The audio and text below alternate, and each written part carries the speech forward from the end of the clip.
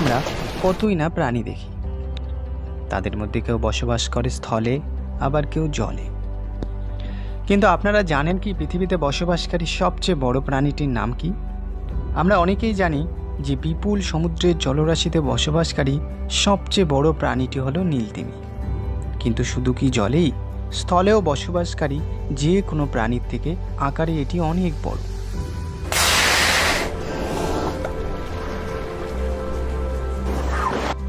আমরা অনেকেই নীলতিমিকে মাছ বললেও প্রকৃতপক্ষে এটি মাছ নয়। জলে বসবাসকারী স্তন্যপায়ী প্রাণী হলো এই নীলতিমি। আর সেই হিসাবে নীলতিমি হলো পৃথিবীর সবচেয়ে বড় স্তন্যপায়ী প্রাণী। চলুন তাহলে জেনে আসি স্তন্যপায়ী প্রাণীর সম্পর্কে। প্রিয় বন্ধুরা, তাহলে আর বেশি কথা না বাড়িয়ে দি টুরু ল্যাঙ্গুয়েজের এই পর্বে আমরা জেনে আসি সমুদ্রে বসবাসকারী পৃথিবীর সবচেয়ে বড় স্তন্যপায়ী প্রাণী নীলতিমির ব্যাপারে।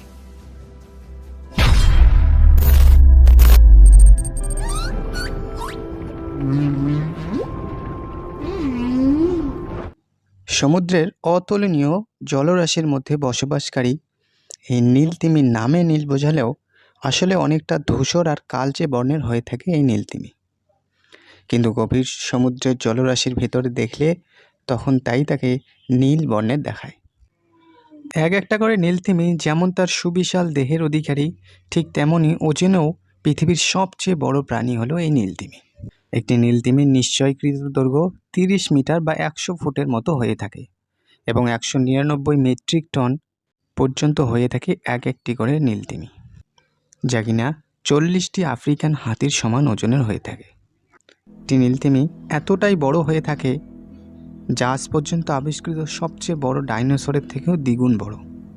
বন্ধুরা, নীলতিমি যখন এত বড় দেহের অধিকারী, স্বাভাবিকভাবে তার দেহের অঙ্গপ্রত্যঙ্গগুলো আকারে অনেক বড় হবে।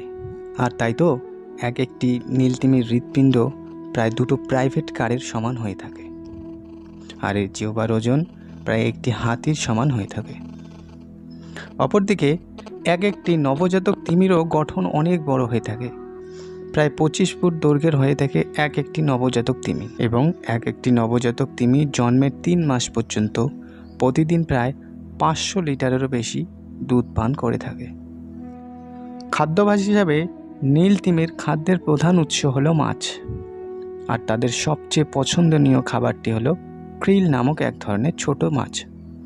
বিশাল আকারের এই নীলতিমি যখন মুখ হা করে এগোতে থাকে তখন তার মুখের ভিতরে আটকে পড়ে লক্ষ লক্ষ ক্রিল, আর এইভাবে মুখ হা করে সাঁতার কাটতে কাটতে খাদ্য সংগ্রহ করে এই প্রাণীটি। আর একটি আশ্চর্যজনক ঘটনা হলো একদিনে প্রায় 40 মিলিয়নেরও বেশি ক্রিল মাছ আহার করে থাকে এক একটি করে তিমি, যা দিয়ে অনায়াসে 3000-এর মতো মানুষের খাবারের ব্যবস্থা করা সম্ভব। নীলতিমি পুরোপুরি কখনোই ঘুমায় না। তাদের মস্তিষ্কের একদিকের অংশ ঘুমানোর পরেও সজাগ থাকে। তার কারণ হলো যদি তিমি পুরোপুরি ঘুমিয়ে পড়ে আর অক্সিজেন নেওয়ার জন্য সময় মতো উঠতে না পারে, তাহলে দম বন্ধ হয়ে জলেই মারা যাবে। আর এই কারণেই নীলতিমির মস্তিষ্কের একদিকের অংশ ঘুমানোর পরেও সজাগ থাকে, যাতে অক্সিজেন নেওয়ার প্রয়োজন পড়লে উপরে উঠে অক্সিজেন নিতে পারে।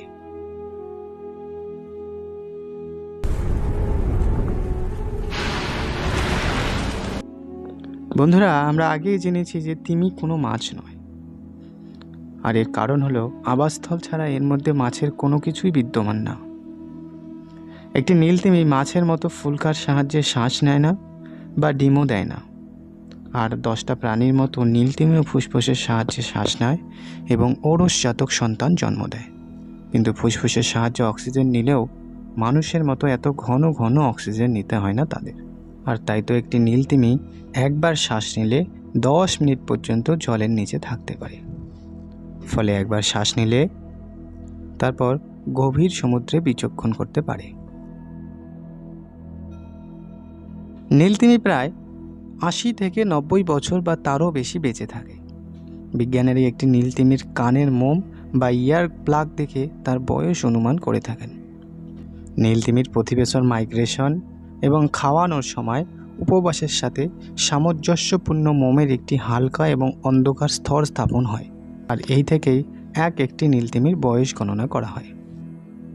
নীলতিমি সাধারণত নির্জন তবে জোড়ায় পাওয়া যায়।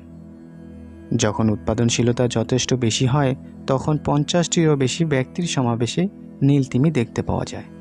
তাদের গ্রীষ্মকালীন খাদ্যের স্থলে মেরুগুলির দিকে ভ্রমণ করতে পারে এবং তারপর আরও বিষুবীয় জলে তাদের শীতকালীন প্রজনন স্থলে যেতে পারে।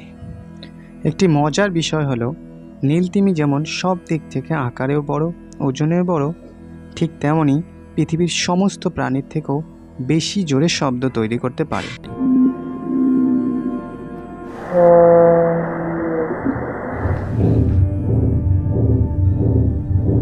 আর তাই তো নীলতিমি দুটো জেট ইঞ্জিন একটি ফ্লাইটের মতো আওয়াজ তৈরি করতে পারে।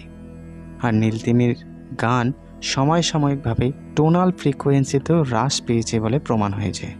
নীলতিমির জন্য একমাত্র পরিচিত প্রাকৃতিক হুমকি হলো অর্কা, যদিও অর্কাসের দ্বারা মারাত্মক আক্রমণের হার অজানা। আর অবৈধ তিমি শিকারের ফলে দিনে দিনে আমাদের এই পৃথিবীর থেকে আরেকটি বৈচিত্র্যময় জীব বিলুপ্ত হওয়ার পথে এসেছে।